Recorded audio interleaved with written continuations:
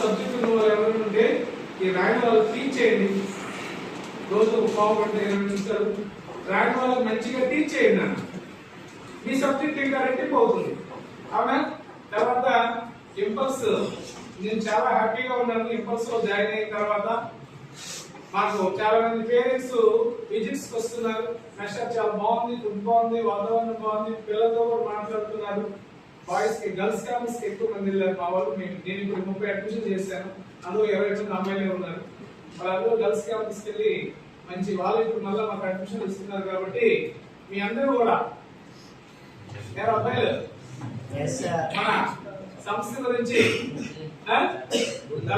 చేస్తే